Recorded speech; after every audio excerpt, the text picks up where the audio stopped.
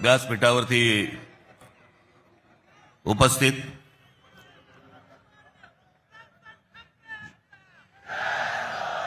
शिवसेनेचे पक्षप्रमुख उद्धव ठाकरे,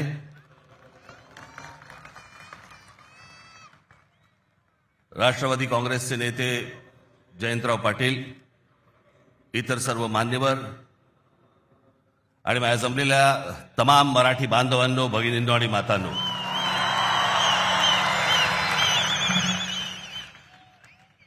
खरं तर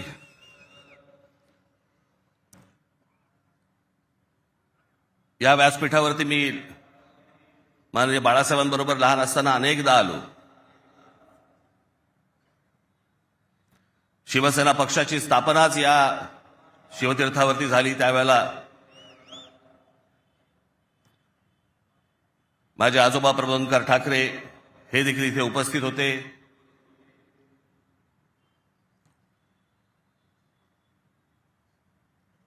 माझे वडील श्रीकांत ठाकरे हे देखील उपस्थित होते.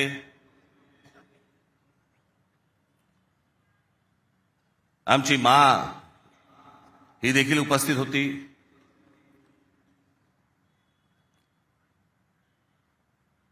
खरं आज या क्षणाला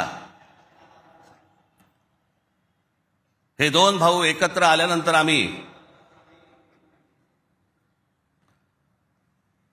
आज माझे आजोबा प्रबोधनकार ठाकरे, माननीय बाळासाहेब ठाकरे, माझे वडील श्रीकांत ठाकरे आणि आमच्या माँ आज खरं तर इथे हजर असायला पाहिजे होते. हे सगळं चित्र पुन्हा एकदा मराठी बांधवांसाठी, मराठी माणसांसाठी, मुंबईसाठी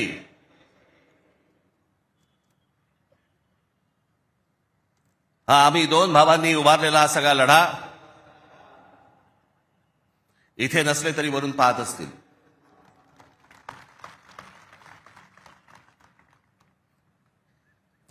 आज बऱ्याच गोष्टी मी आपल्यासाठी जरा थोडंसं घेऊन आलोय.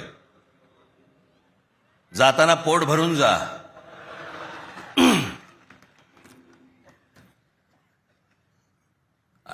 अनेक सामाजिक संस्था आहेत, मराठीवरती काम करणारे आहेत, अनेक लोक आहेत, ज्या लोकांनी अनेक दिवस आवाज उठवला या सगळ्या विषयात. मी सर्वप्रथम त्यांचे मी आभार मानतो. दीपक पवार आहेत, त्यांच्याबरोबरचे अनेक सहकारी आहेत, त्यांचे आभार मानतो.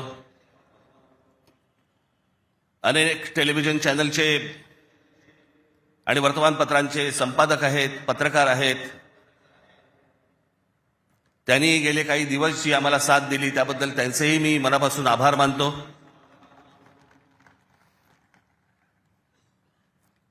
खरं तर मी 20 वर्षानंतर पहिल्यांदा युती करतोय.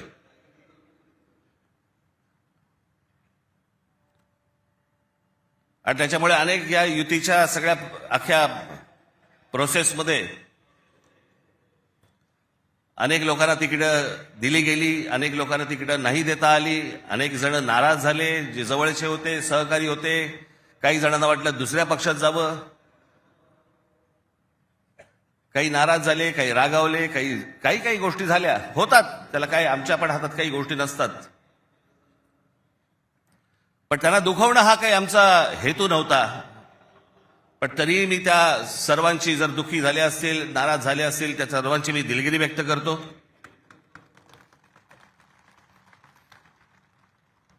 आपलेच आहेत, परत येतील.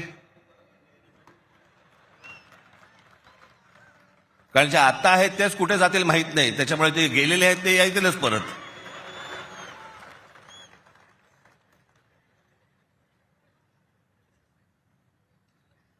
त्याच्यामुळे ह्या सगळ्या गोष्टींमध्ये मी त्यांना समजू शकतो. मुळात मी आणि उद्धव आम्ही दोघेजण एकत्र येण्याचं सगळ्यात महत्वाचं कारण म्हणजे या मुंबईवरती आलेलं संकट. मी गेले अनेक वर्ष या सगळ्या विषयांमध्ये बोलत आलो. गेले अनेक वर्ष मी माझ्या भाषणांमधून हे सगळे मुद्दे मांडत आलो की कशा प्रकारचा डाव रचला जातोय. आणि मग मध्यंतरी या राज्य सरकारने हिंदी सक्तीचा विषय आणला.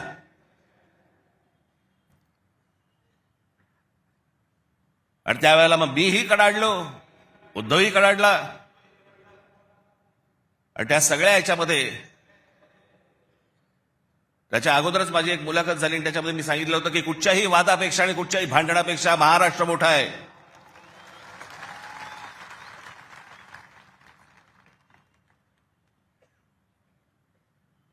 आणि मग तिकडनं ह्या सगळ्या गोष्टींची सुरुवात झाली.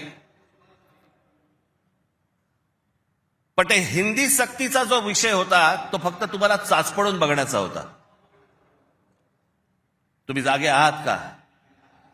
मराठी माणूस महाराष्ट्रामधला मुंबईमधला जिवंत आहे का? हे फक्त चाचपड नव्हतं तुम्हाला.